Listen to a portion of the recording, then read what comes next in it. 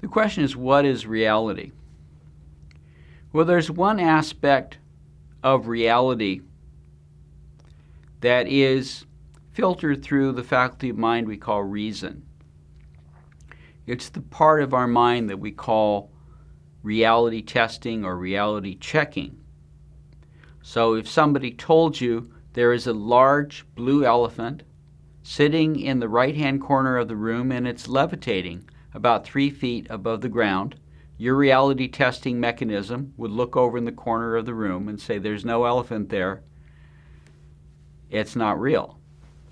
So that's kind of the ground state at which we function at reality. There's also another kind of reality that works at the level of our emotions. And this is really based on our system of beliefs and values. So a person may be very wealthy, and most people looking at that person would say, you know what, that person is at the top of the world. You know, they have everything, they can have anything they want. They're wealthy, and that person is miserable. Their emotional reality is that even though they have all this, it brings with them many problems, and they're very unhappy. You know, maybe they're not having a good relationship with their spouse, or maybe they're having problems with their investors, or some other problem that is their reality that most people would say, wow, if I had that kind of money, I'd be in heaven. And yet the person is miserable. So that's what we call emotional reality. Okay, the next level of reality is, I guess you could call it a mental or personal reality. And this is the reality that you create through your choices. So it is real to you that you might go and pursue a career. It is real to you that you might go back to school and get additional education. It is real to you that you might make some investments. It is real to you that you might go and take a trip somewhere you want to go. Now, mental reality doesn't exist yet. It exists in our plans. It exists in our visions and expectations for what the future will hold. Now, whether or not that mental reality will be fulfilled is incumbent upon a variety of factors. Some of the factors are external, things we don't have much control over. Okay? Recently, we had a terrible earthquake and a tsunami in Japan. The people who were making plans in Japan at that time could not fulfill their dreams or their goals because of this event beyond their control. Sometimes you're planning something and another company will come in and intervene, and you won't be able to do what you want to do. Or sometimes there'll be other people that will intervene and cause problems. Or there might be technical difficulties. On the other hand, you might be able to plan so well that you have a contingency plan to handle anything that will come up. You've made a really good plan, and so you actually will fulfill your mental reality.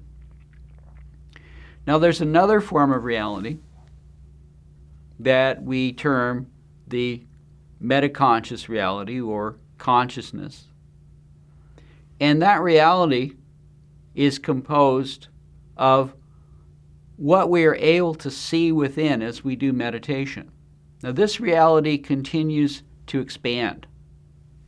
So, for example, when you first go into meditation, maybe you'll see little bands of the conscious mind. You know, you'll see different levels. You know, you might see, okay, well, this is my movement center, and these are my senses, and this is what's going on inside my body.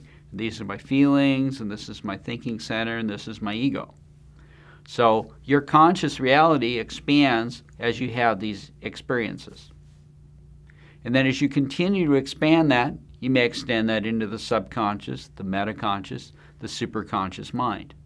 So this conscious reality, which is our awareness of the potential bands of the great continuum, continues to expand as we do more meditation and we keep exploring new areas. Now, the Mudrashram Correspondence Course in Meditation is designed to help people make a methodical study of each of those bands of consciousness so you can extend your conscious reality. There's also another reality for the spirit, and that's the spirit's experience in the current time and where it is vis-a-vis its divine source. So if the spirit is yearning to go back to its spiritual home, it's going to start to travel in the nada, in the sound current, the light current. And its reality expands as it begins to see more and more levels that are contained within that sound current, within that light current. And then we talk about what we often call ultimate reality, which is the soul's perspective. And really the reality of the soul is what is contained within its consciousness, within this sphere of many dimensions that make up the soul. So that aspect of reality is for us normally the highest aspect that we can perceive in reality. So when we tap into that through meditation, we see the soul's reality. And the soul's reality is not that, the world is that revealed by the senses, but the world has multiple dimensions, has many, many realms within it, many, many worlds, many, many dimensions and levels and vehicles of consciousness. Now we also talk about what is called the ground of reality, and that's another name for that is what we call the great continuum of consciousness. And on the great continuum of consciousness is every vision of God, every myth, every metaphor, every philosophy, every way that the divine has been described. And in some traditions, God is a unitary being. In other traditions, God is a pantheon. In other traditions, God is female. In other traditions, God is male. In other traditions, God is the supreme light or jet of spirit. In other traditions, God is like an ocean of consciousness. However God is seen, however this universal being is seen, it's all there on that continuum of consciousness. So that is the largest vision of reality that we can posit. Now, as we do meditation, as we travel within as the attentional principle, as consciousness, then we begin to explore different realms within that great continuum until ultimately we can explore every aspect of it. We can go to every level of it. We can see the great depth of it, the heights of it. We can look at it in all different levels from all different perspectives.